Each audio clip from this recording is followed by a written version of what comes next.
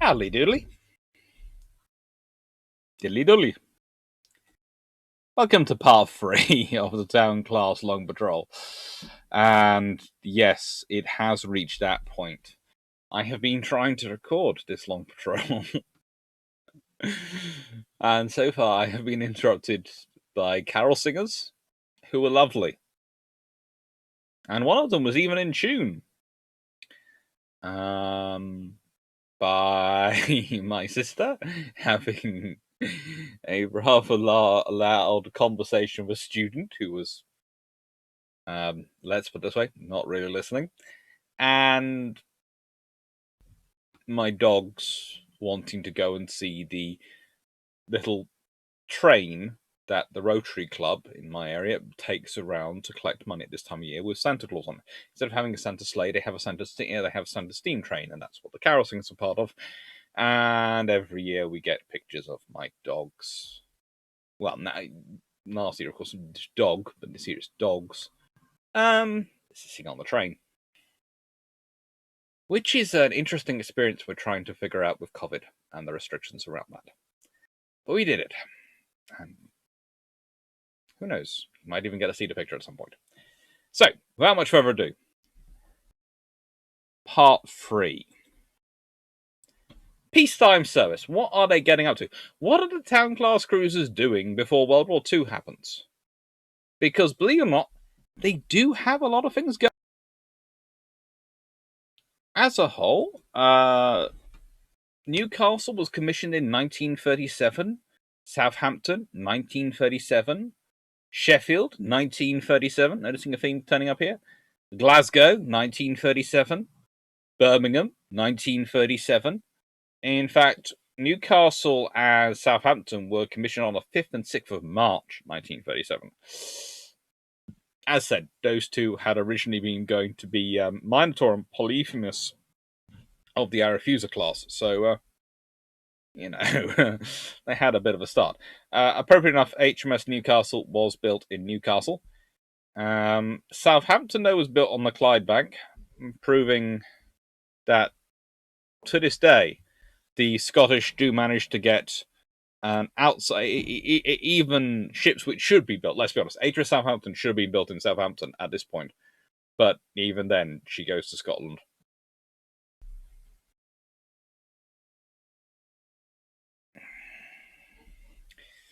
Then you have Sheffield, who was built in Newcastle as well.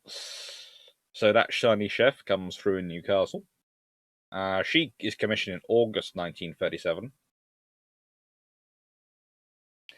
Glasgow is built in Greenock, appropriate enough, September 37. And Birmingham, the only one of the first batch built in a naval yard, is built at Devonport and is commissioned in November 37. The Gloucester Class, Liverpool, Manchester, Gloucester, are commissioned in November 1938, August 1938, and January 1939.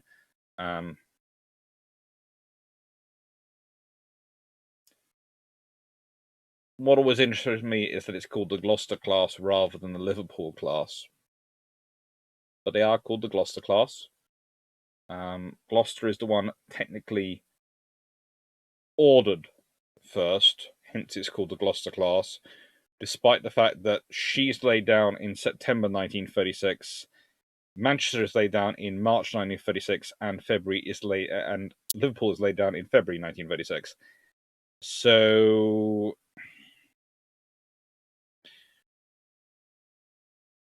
all sorts of reasons they should actually possibly be called Liverpools, but they're called the Gloucesters because she's technically ordered first. And then we have the Edinburgh class, where you have Belfast laid down on the 10th of December 1936 in Belfast by Harland Wolff. Edinburgh, this is a reverse on the earlier scenario, Southampton, laid down by Swan Hunter in Newcastle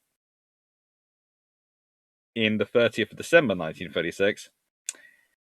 And they managed to racetrack through production. I'm not sure why. Newcastle, this is possibly their third town class. You know, they're not gonna, hang around. But this is the first one Swan Hunter built. Vickers Armstrong built the other two, and they complete her by the 6th of July, 1939. That's when she's commissioned. And she's actually launched on the 31st of March, 1938. So she is laid down 20 days after Belfast. She is launched 14 days after Belfast. She's made up 6 days. And then she's commissioned almost a month before Belfast. So all I can say is, Swan Hunter, where are you now? We need you to start building our ships again. You build them good, you build them quick. And HMS Edinburgh is a good ship. She does get sunk in 1942, but that's 1942. Pretty much the amount of Royal Navy ships which get sunk in 1942 is quite disturbing. Right, what are they getting up to? Well, you have second cruiser, Home Squadron. Made up of Southampton, Newcastle, Sheffield, Glasgow. Where have I heard those names before? Southampton, Newcastle, Sheffield, Glasgow. Wow, they happen to be the first 4 town class cruisers. So,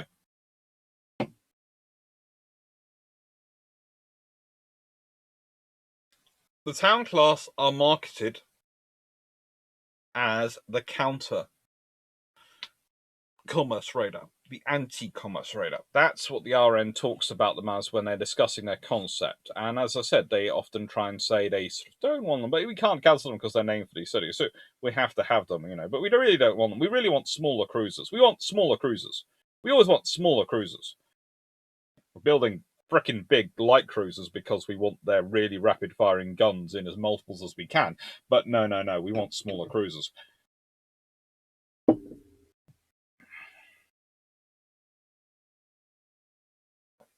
So, why do these go to the home fleet? Well, you have a royal visit to Canada coming up, and that's going to need some good security. You have the Spanish Civil War going on, which means you need a presence in this region. And you have the fact that the most likely source of surface raiders of Britain to deal with is that lovely place known as Germany. And you can bet your bottom dollar that the Royal Navy isn't missing everything that's going on in Germany at this particular time. So these 4 ships get commissioned and go straight into the home fleet. Birmingham goes straight to the Far East.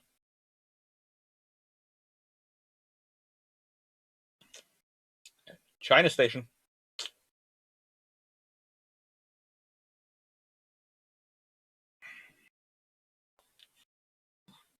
But these 4,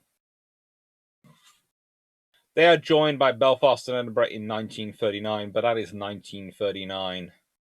Belfast and Edinburgh, arguably, if any ships are built pre-World War II, purely with the Pacific in mind, it's those 2 ships. And if you look at the timetabling for ships supposed to be coming back from the 5th Cruiser Squadron from China Station, Belfast and Edinburgh's commissioning should have replaced some of the county cruisers out there, along with Birmingham, which is another high-speed, high-endurance member of the class. She's got a modified bow. We'll get into it later.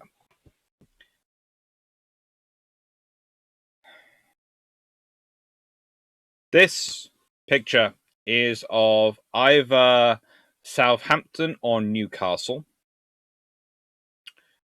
when on the royal visit to Canada, and we don't know which one it is. I am currently trying to get into the Windsor archives, which are the royal archives at Windsor Castle, and I'm hoping they have more pictures, because I know this picture came from the pictures taken by the royal party. Now, Most of the if they're formal patrons that are formal portraits, etc., they're always taken by a royal photographer. However, candid photos like this are often taken by the royal party, as in the royals themselves, because of issues about who gets to carry a camera and use it in their presence, and especially in the 1930s. And both the young princesses and their parents had Brown Bess, had Brown Bess cameras, so it could well be one of the royal party actually took this photo, but I don't know. All I know is it was sent to the Admiralty as a thank you. And no one helpfully in the archives, the Admiralty or anyone, has noted as to which of the cruisers it is or who took the photo, other than saying a royal party.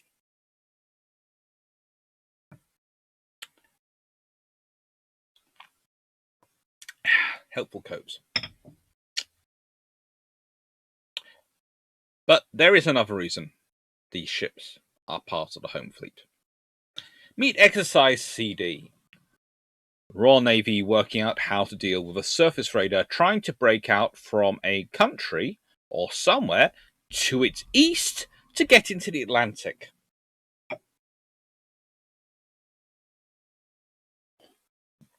It's so perplexing. Running this exercise in July 1938. By golly, which nation could they have been worried about? I mean, it's just so confusing. What's even more fun is actually one of the ships pretends to be the Graf Spee. At one point, it flashes signals claiming it's the Graf Spee to the observing aircraft and manages to confuse them.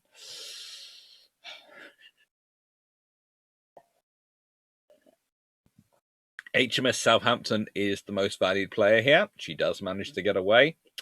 But the other town class cruisers on the Introduction do a very good job of trying to track her down as well, and manage to track down the other potential threats.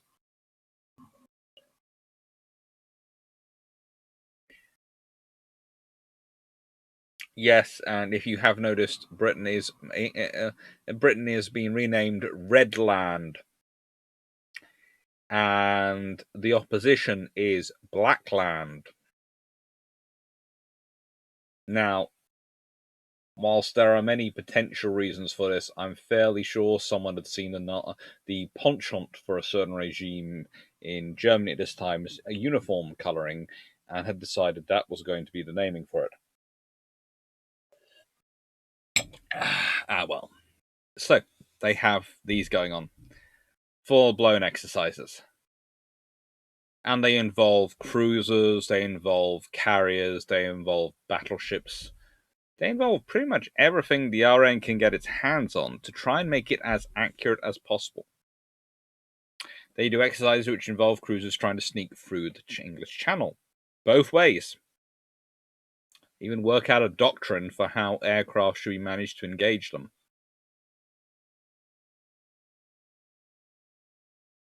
A doctrine which is subsequently forgotten when the Channel Dash happens by both Admiralty and Air Ministry. And the reason I think it's probably forgotten is because the officers who are involved in developing it by this point are all over the world in various different other places. Institutional memory is a real issue for the RN and British forces going into World War II. They expand so dramatically in the first 2 years of the war. Officers go up so many ranks, they get deployed so dramatically that you have to form so many different staffs and so many different that if it hasn't been written down in triplicate and is very easy to follow or hasn't been widely circulated, it can get forgotten. And sometimes you find the officers or senior NCOs, chiefs, reminding people of this in the oddest of places, circumstances and places. You find that that's where the repository of knowledge has disappeared to. After World War II, they spend about 1.5 years, 2 years trying to find out where all these people with this knowledge have gone. Some of them, unfortunately, are dead. Some of them are trying to retire and get quickly told they're not going to go anywhere for a bit, until they've managed to sap every last bit of memory from them. But that is what's happening. 4th Cruiser Squadron are the Gloucesters. Manchester, Liverpool, and Gloucester. They're all sitting in the Indian Ocean. It's rather nice of the Royal Navy. I always think this one is a rather clever little deployment because the Japanese and the Americans understand the skills and the capabilities of the Town-class cruisers. They know them. They know what the British have put in their forms. And they probably presume the British are being about as honest as they are. So who knows what they're estimating their capabilities are. But leaving that to one side, these are deployed to the Indian Ocean. Now, again, if you deployed them to the Far East, that would have been a direct threat. Send them to the China station, you are putting all these ships there. You've already put HMS Birmingham there. Why are you putting 3 more? You're going to replace the counties there? Do you want to replace the counties there? The counties are a big presence statement. They're 8-inch cruisers. And as big as these Town-class cruisers are, they are not Belfast and Edinburgh. Belfast and Edinburgh could take the place of a county status-wise. And HMS Birmingham and the other towns can act up to it. But they don't have the necessary status automatically. But you put these 3 large cruisers in the Indian Ocean, and you have basically rounded out by HMS Norfolk, County class, HMS Enterprise, E class. You have basically said, well, if we need them, they're not far away, are they? Commerce Introduction and Commerce Protection. If we go back all the way back to this point, this graph, this map, I mean, and look at the trade going across the Indian Ocean. If you control South Africa, if you control the Suez Canal,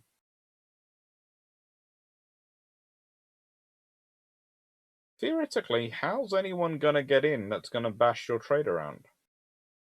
I know they do. The Grass Bay does. Various other lovely German surface raiders do. And, of course, the Italians have some aces. But the fact is,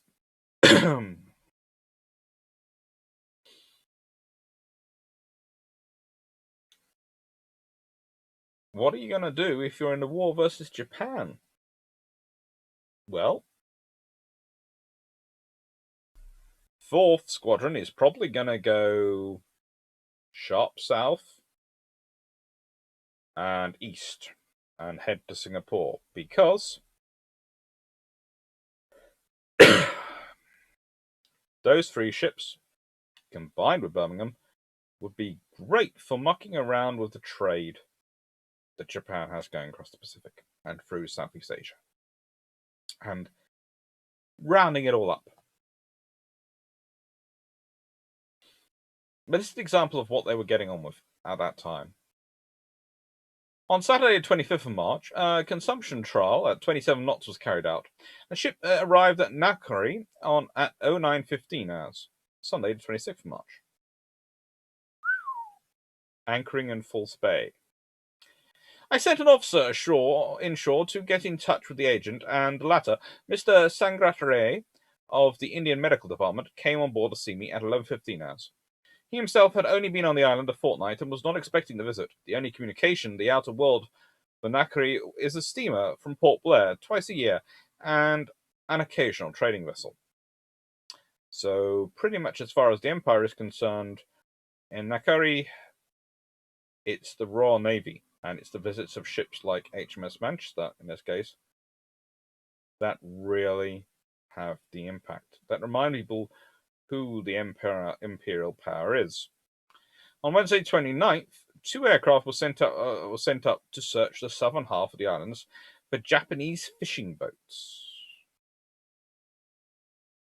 Indian Ocean, remember? But consider our modern issues we have with China and air fishing. One licensed one was seen in the Ritchie Island archipelago, and one showing no number or flag on the west coast. In the evening, we gave a party to the principal local officials and their wives, about 20 all told. On Thursday, March 30th, our aircraft took up the deputy commissioner and a police officer, but did not see anything of interest. The officer on the 15th, the officer commanding the troops, Major Spencer of Northamptonshire Regiment, fixed up games of football every day for the men. Parties of officers and men were shown around the jail. Sailing races were organised by the local sailing club, and the ship's crews used tugboats. Again, it's no surprise Manchester, Liverpool, and Gloucester sent here, because again, they are the only ships. The reason they carry the largest crew, they can also take some more troops, so they often do have more personnel on board than even the 850. They often have more than just Marines on. They often have an army company as well. These are Imperial policing ships, present ships, as much as they are trade protection and trade interdiction ships, and they are fitted out as such. That's why they have the crew they have to do these sorts of things. 5th Squadron, China, HMS Birmingham, and please notice the bow difference, okay? There's HMS Birmingham there. You can look at her bow. She has a knuckle bow rather than the more sort of arching, slanted bow of HMS Southampton or Newcastle here, as said earlier. I'm not sure which.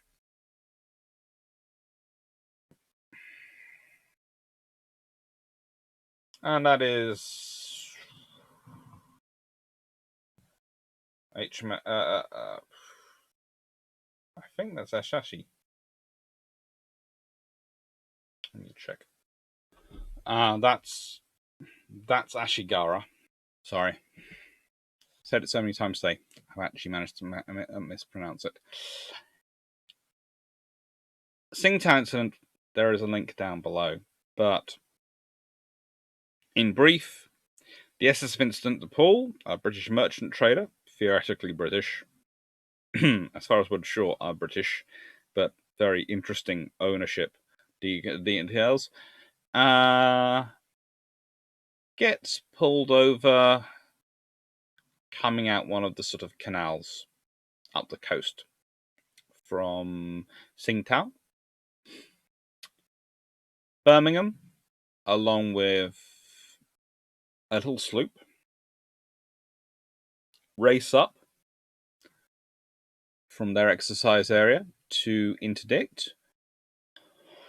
SS Vincent de Paul is taken into Tsingtao, where she's basically anchored under the guns of Ashigara and a couple of her sisters. Birmingham goes in, and some rapid diplomacy gets involved. They have to put a party led by a midshipman aboard the SS Vincent de Paul. The Japanese try and board her, but they get firmly told no. And Captain Brind then decides that, frankly, he's going to leave. And he does leave with the little sloop at the front, Vincent de Paul in the middle, and HMS Birmingham coming up the stern. And as they go out, Ashigara and her sisters point their guns at Birmingham. And Birmingham responds by pointing her guns at the bridges of every single one of the heavy cruisers and the land headquarters of the Japanese. And they are at close enough ranges, it doesn't matter if you have 6-inch or 8-inch guns. We're talking distances measured in hundreds of yards. In fact, odds are, considering the relative height of the hull, I wouldn't like to be in the bridge or anything of the sort of the upper works of the Birmingham, but most of the shells might go quite high over her at that range, whereas her 6-inch guns potentially could depress far enough, and because they were pointing at the bridges anyway.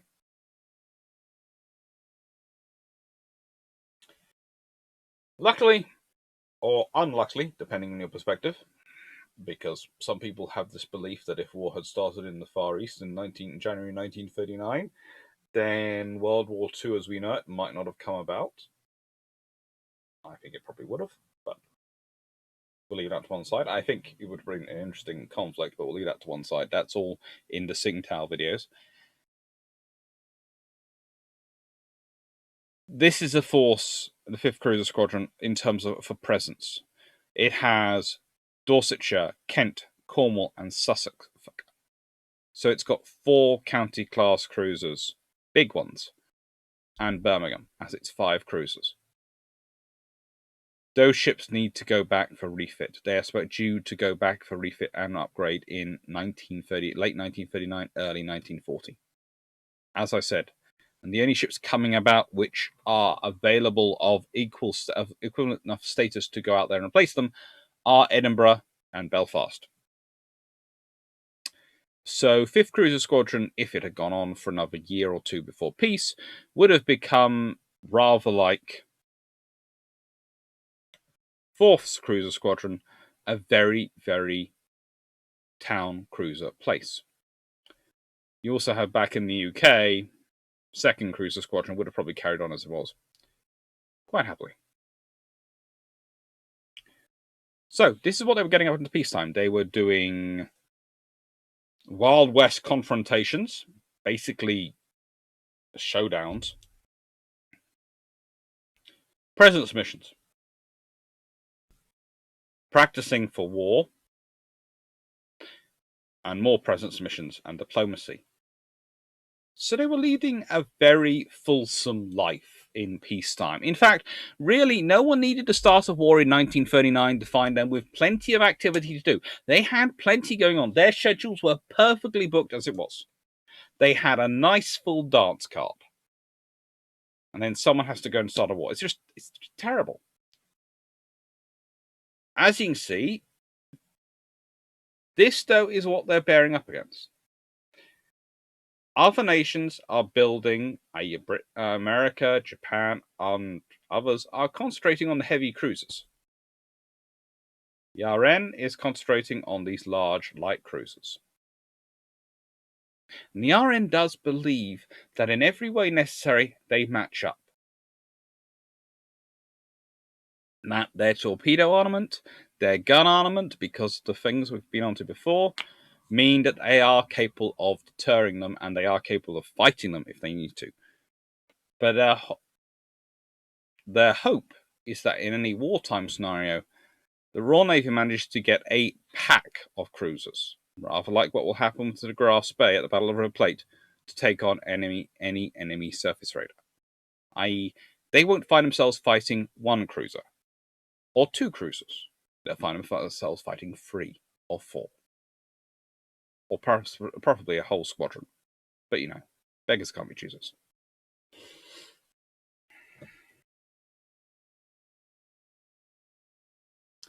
Also, while talking about their peacetime role and their pre-World War II role, you cannot overstate the importance of these cruisers in terms of the midshipmen and trainee officers and trainee chiefs who go through them. The RN manages to funnel a tremendous amount of young officers through them as quickly as they can. I would say this class, along with the other class, T class, tribals, are absolutely critical when you look at the young officers who then go on to fight World War II, if you look at where they've gone through and what ships they've served on. these two classes seem to have an enormous impact on the officers who go up and who get to senior placements within the war. And I mean senior compared to where they start off.